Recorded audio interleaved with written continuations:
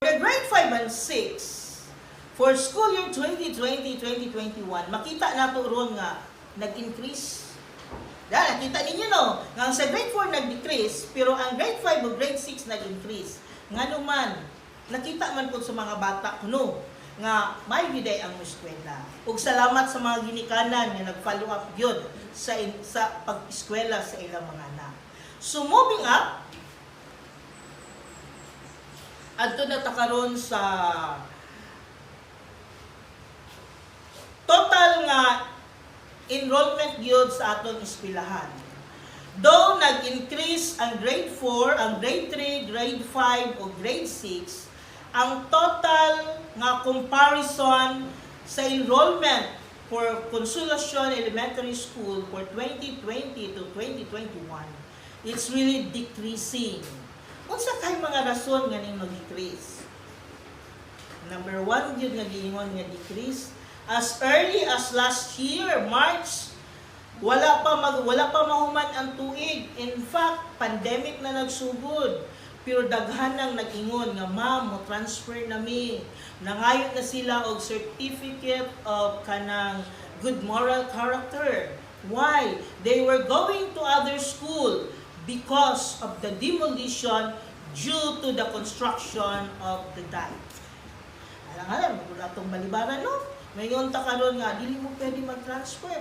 We cannot give them the land area, their housing, much more their food, much more the work of their parents. So, makanta na lang tayo, let it go, tara. In fact, it was really so good to know that where they are now, they have really enrolled. Why? Pagsugod yun sa klase, paspas po dayon ang pag-submit sa request for the Form 137. And thank you to Ma'am Libita for working on it. Though ngayon po dayon po usahay malangay po ta og hatag sa atong Form 137 to other schools. Why? DepEd order won't allow us to give it to the person carrying the Form 137, or request rather, because it must be conducted school to school. So how will we do it if it's school to school? Of course, mail galore. Very best friend ni Ma'am Libita ang postal office sa Cagayan de Oro. If it is within the city lang, Ma'am Libita will go to the school to deliver the Form 137. And in any case, we're having our meeting with other school principal, I will give it personally to the school principal. Of course, para dili mo say, wala na ako madawat, they have to sign something. Okay, thank you very much, ma'am. Please move. Now, let's move to comparative promotion rate between 2019, 2020, and 2020 to 2021. There is an increase of the promotion rate. Last year, we have only 98.17%, and this year, we have 88%. And then, it's really an increasing. Kudos to the teachers of Consolacion Elementary School. Let's give them a round of applause. Dili ko alalay magdunlog, what is this? Okay? Let's move. Let's go to the comparative repetition rate in percentage for school year 2019, 2020, and 2020 to 2021.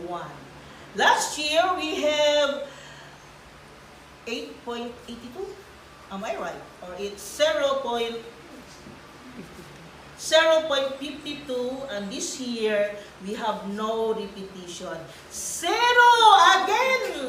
Sato pa, walay ni balik. Okay, wala, may nahagbong. So, walay nagbalik nga bata. Pasar! Okay, go! Let's go to now the comparative completion rate in percentage. School year 2019, 2020, and 2020 and to 2021.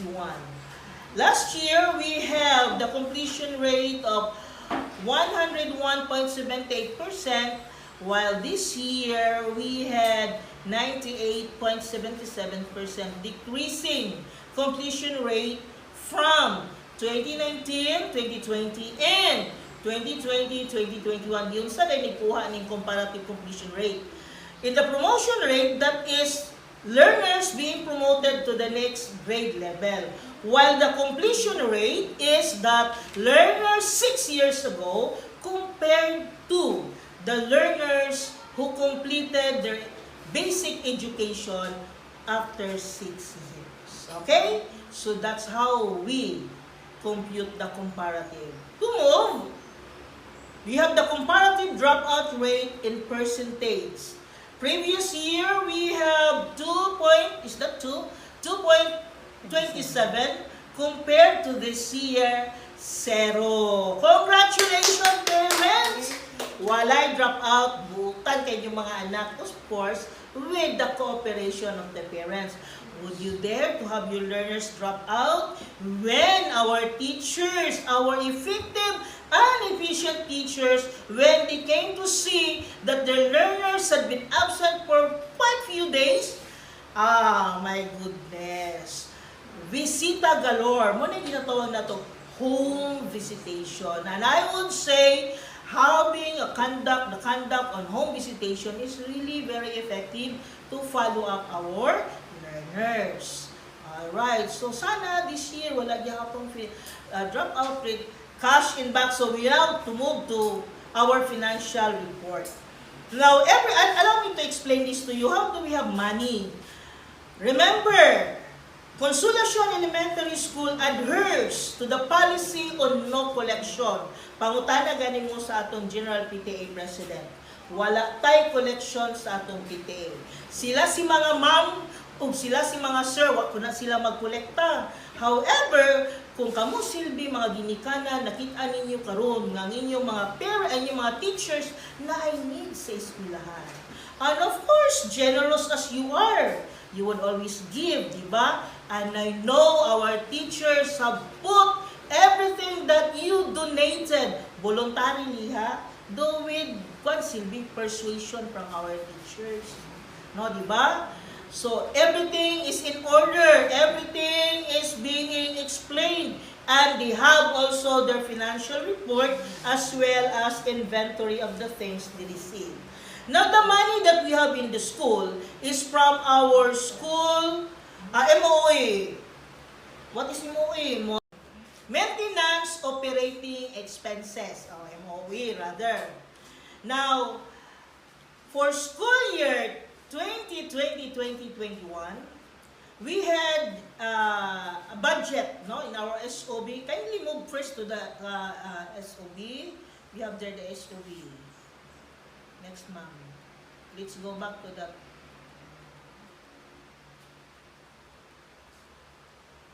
Anyway, sige ma'am, balik mo ma'am. Anyway, for the school, we had in our SOB an amount of 1,012,000 for the expenses of our school. And these are being downloaded every quarter. However, no download if the liquidation wouldn't reach 75%. Now, for the first quarter download, we were downloaded with at least more or less 320,000. And then, we still have, we didn't reach to 75% of 75% expenses. Why? Because we had allocated percentage, 30% of that was allocated for the reproduction of self-learning modules. However, the central office downloaded to us money for the reproduction of SLM. So, wala to siya magamit. Meaning, naara na siya sa bangko. Idugang na siya. So, wala man ta ma-download pa sa, wala ta ma-download for the next month, since January. Ang atong mga expenses sama sa tubig, kurinti, ug uban nga mga expenses nato diri sa eskwelahan allowed by COA dito pa nato gikuha. We're still waiting. We have here our bank cash in bank register.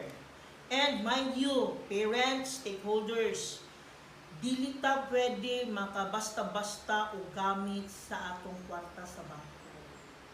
It has to go, kung gusto ta mo purchase something from outside, then it has to go through the process of canvas, RFQ.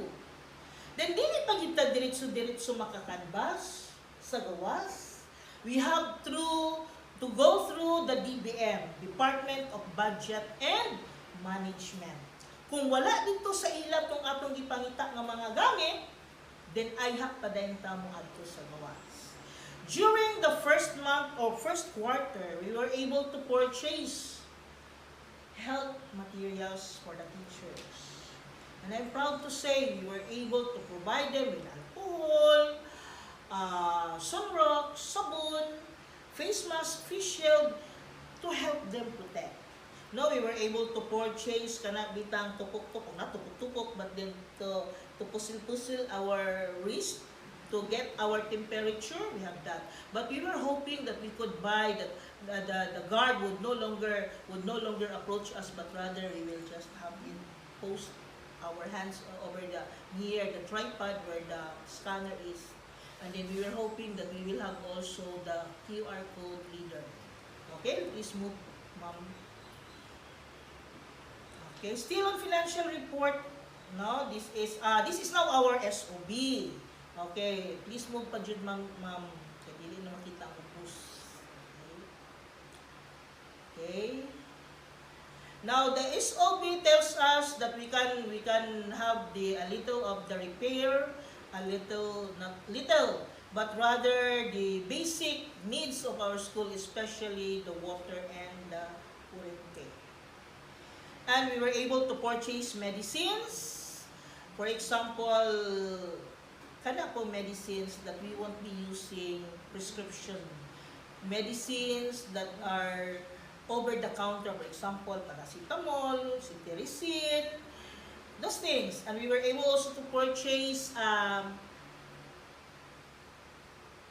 glucometer. Yes, glucometer, in which our school nurse asked us that hopefully on Friday, that would be on the 9th of July, we can have our sugar testing.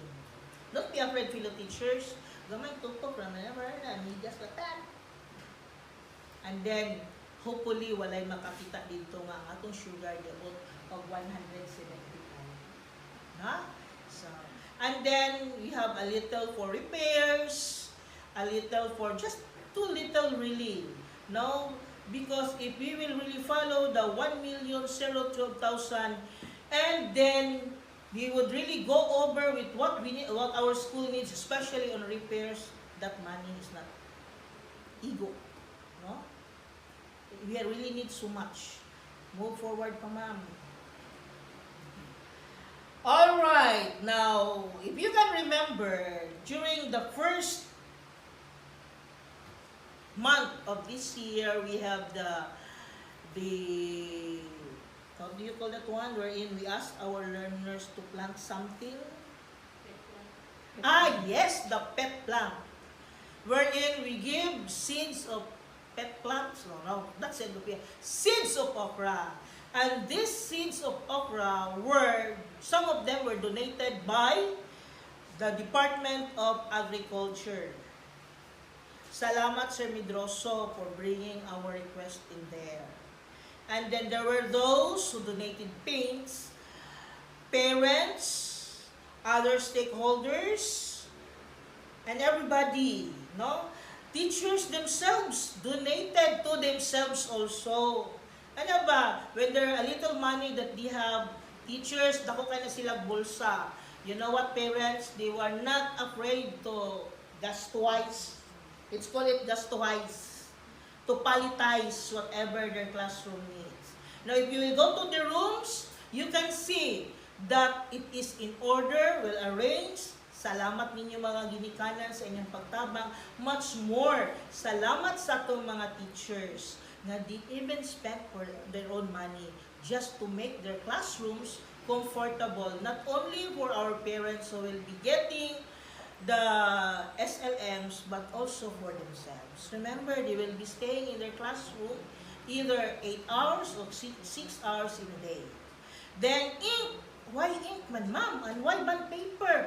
Of course, the budget that the central office gave us won't allow, or the budget that they provided us is not really what do you call this one?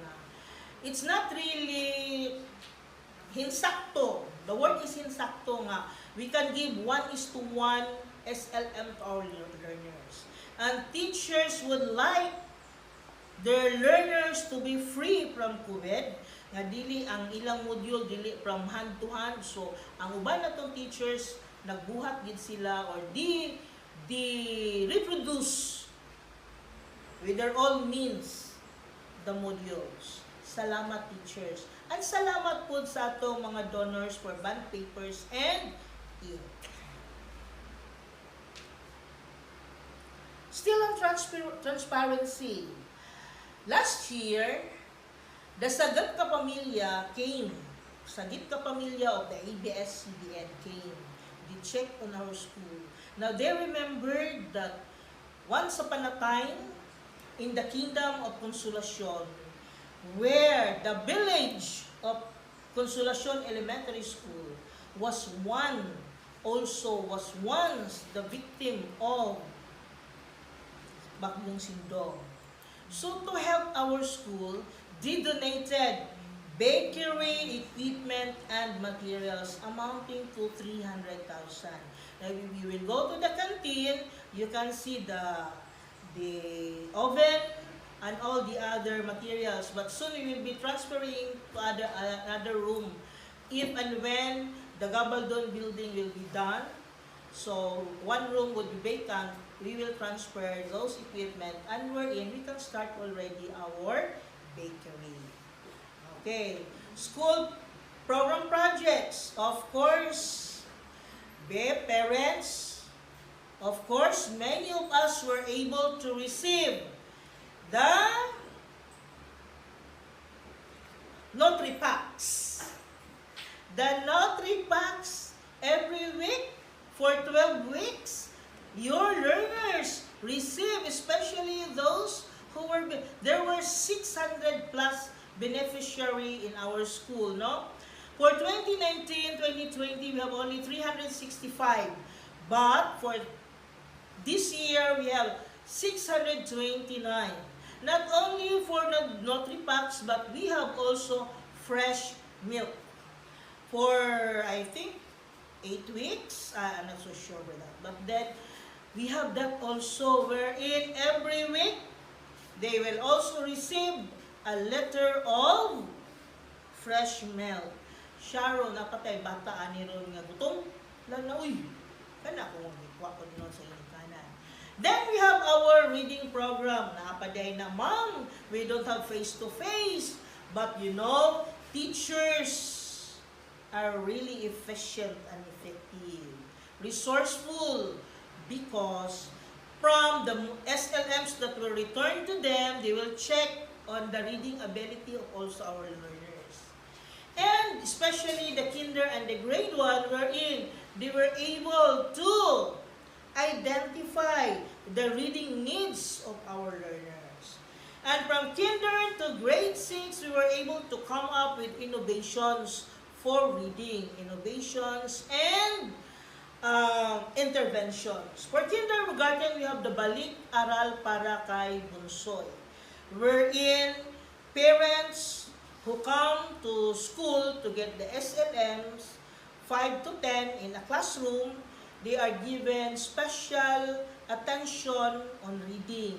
They were being practiced by the teachers on how to go about the beginning reading activities for the learners. And I have seen how efficient our kinder teachers are. Now, imagine kung kada adlaw na ay lima nga mag-abot sa ilang classroom. In fairness, na-practice yung may atong mga maestra and the parents as well.